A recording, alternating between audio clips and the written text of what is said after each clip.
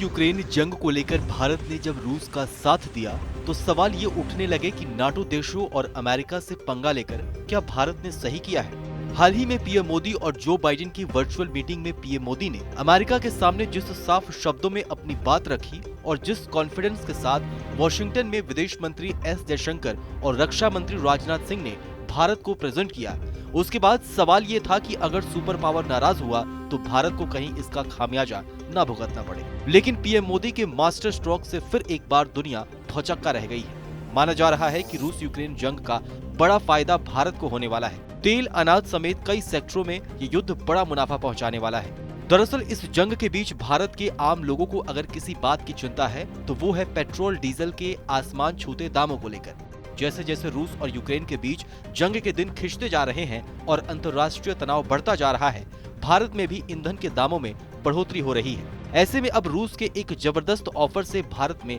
तेल की कीमतों में थोड़ी राहत आएगी। रूस ने भारत को $35 प्रति बैरल के हिसाब से कच्चे तेल की कीमतों में छूट ऑफर किया है। हालांकि यहाँ पर गौर करने वाली बात यह है कि भारत अपनी जरूरत का मात्र 2% कच्चा तेल ही रूस से खरीदता है और भारत को अपनी जरूरत का 80% तेल दूसरे देशों से ही आयात करना पड़ता है। ऐसे में अगर भारत रूस से अपनी तेल खरीद को बढ़ाता है तो कहीं न कहीं इसका फायदा आम लोगों को भी होगा और देश का इकोनॉमिक ग्राफ भी ऊपर जाएगा, क्योंकि भारत अपनी ऊर्जा के लिए बड़े पैमाने पर ईंधन पर ही निर्भर है।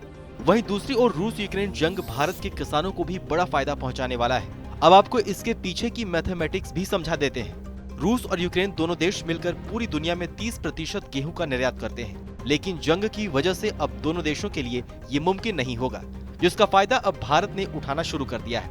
इस बार भारत में 111 मिलियन टन गेहूं का रिकॉर्ड प्रोडक्शन हुआ है, इसलिए अब हमारे पास एक बड़ा ऑफर है कि हम ज्यादा से ज्यादा गेहूं का निर्यात कर सकें। हालांकि आंकड़ों में अब इसका फायदा दिखने भी लगा है। अब तक भारत ने 7 मिलियन टन गेहूं का निर्यात किया है, जो पिछले 10 सालों के मुकाबले रिकॉर्ड आंकड़ा है।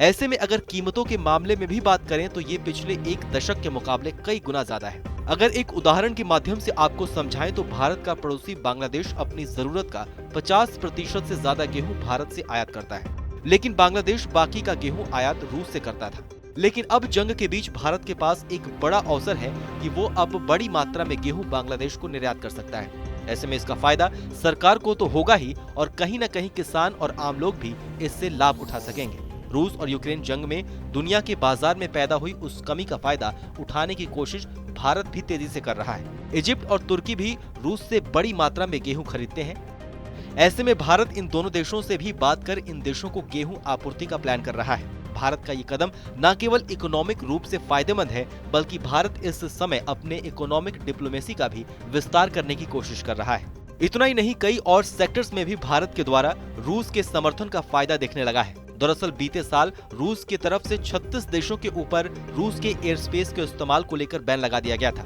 जिसकी वजह से कई देशों में अंतर्राष्ट्रीय किराए में बड़ी बढ़ोतरी आई थी, क्योंकि अमेरिका समेत दूसरे यूरोपीय देशों में जाने वाली उड़ानों को लंबा रास्ता अपनाना पड़ता है। लेकिन मित्र देश होने की वजह से भारत की अंतर्राष्ट्रीय उड़ानें रूस के एयर स्पेस का इस्तेमाल करते हुए दूसरे देशों तक जा रही हैं, जिसकी वजह से प्लेन के ईंधन की बचत तो हो ही रही है, बल्कि इसका फायदा आम लोगों को भी हो रहा है। बहरहाल हमारी इस खबर को लेकर आपकी क्या राय है, हमें कमेंट सेक्शन में लिखकर जरूर बताइए। बाकी देश और दुनिया की तमाम बड़ी खबरों के लिए देखते रहिए TV9 भारतवर्ष।